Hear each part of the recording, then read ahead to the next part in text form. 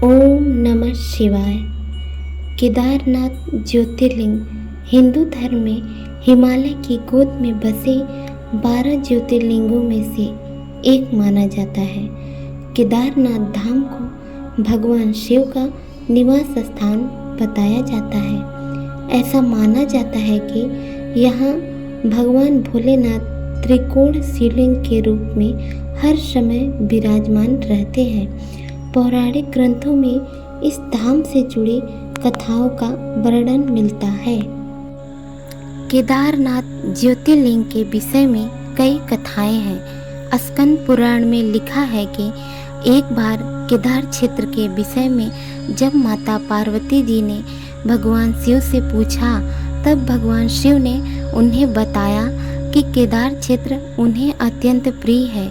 वे यहाँ सदा अपने गणों के साथ निवास करते हैं। इस क्षेत्र में वे तब से रहते हैं जब उन्होंने सृष्टि की रचना के लिए ब्रह्मा का रूप धारण किया था।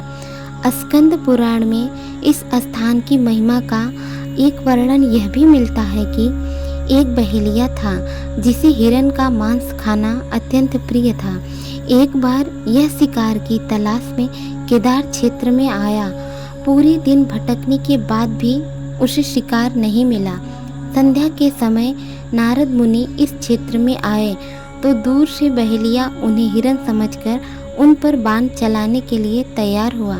जब तक वह बाण चलाता, सूर्य पूरी तरह डूब गया। अंधेरा होने पर उसने देखा कि एक सर्प मेढक को निगल रहा है। मृत होने के बाद मेढक शिव रूप में परिवर्तित हो गया। इसी प्रकार बहेलिया ने देखा कि एक हिरण को सिंह मार रहा है। मृत हिरण शिवगणों के साथ शिवलोक जा रहा है। इस अद्भुत दृश्य को देखकर बहेलिया हैरान था। इसी समय नारद मुनि ब्राह्मण वेश में बहेलिया के समक्ष उपस्थित हुए। बहेलिया ने नारद मुनि से इन अद्भुत दृश्यों के विषय में पूछा। नारद मुनि ने उसे समझाया कि यह अत्यंत पवित्र क्षेत्र है। इस स्थान पर मृत्यु होने पर पशु पक्षियों को भी मुक्ति मिल जाती है। इसके बाद बहेलिया को अपने पाप कर्मों का स्मरण हो आया कि किस प्रकार उसने पशु पक्षियों की हत्या की है। बहेलिया ने नारद मुनि से अपनी मुक्ति का उपाय पूछा। नारद मुनि से शिव का ज्ञान प्राप्त करके बहेलिया केदार क्षेत्र में रहकर शिव उपासना में लीन हो गया। मृत्यु पश्चात उसे शिवलोक में स्थान प्राप्त हुआ।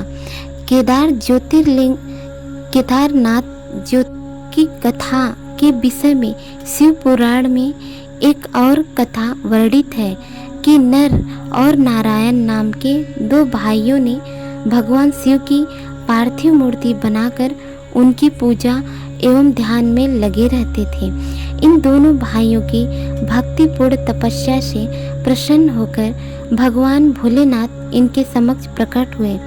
भगवान शिव ने इनसे वरदान मांगने के लिए कहा तो जन कल्याण की भावना से इन्होंने शिव से वरदान मांगा कि वह इस क्षेत्र में जन कल्याण हेतु सदा विराजमान रहे।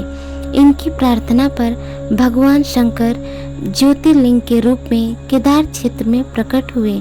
केदारनाथ से जुड़ी पांडवों की कथा शिव पुराण में भी है। महाभारत के युद्ध के पश्चात पांडवों को इस बात का प्रायश्चित हो रहा था कि उनके हाथों उनके अपने भाई बंधुओं की हत्या हुई है। वे इस पाप से मुक्ति पाना चाहते थे। इसका समाधान जब उन्होंने वेद व्यास जी से पूछा तो उन्होंने कहा कि बंधुओं की हत्या का पाप तभी मिट सकता है जब शिव इस पाप से मुक्ति प्रदान करेंगे। शिव पांडवों से अप्रसन्न थे। अतः पांडव जब विश्वनाथ के दर्शन के लिए काशी पहुँचे तब वे वहाँ शंकर प्रत्यक्ष प्रकट नहीं हुए। शिव को ढूंढते हुए जब पांडव केदारनाथ पहुँचे, पांडवों को आया देख शिव ने भैंस का रूप धारण कर लिया और भैंस के झुंड में शामिल हो गए। शिव की पहचान करने के लिए भीम एक गुफा के मुख के पास पैर फैलाकर खड़ा हो गए। सभी भैंस उनके पैर के नीचे से होकर निकलने लगे, लेकिन भैंस बने शिव ने पैर के बीच से जाना स्वीकार नहीं किया। इससे पांडवों ने शिव को पहचान लिया। इसके बाद शिव वहाँ भूमि में विलीन होने लगे। तब भैंस बने भगवान शंकर को भीम ने पीठ की तरह से पकड़ लिया। भगवान शंकर पांडवों की भक्ति एवं दृढ़ निश्चय को देख प्रकट हुए तथा उन्होंने पापों से मुक्त कर दिया। इस स्थान पर आज भी द्रौपदी के साथ 5 पांडवों की भी पूजा होती है। यहाँ शिव की पूजा भैंस के पृष्ठभाग के रूप में तभी से चली आ रही है। ओम नमः शिवाय।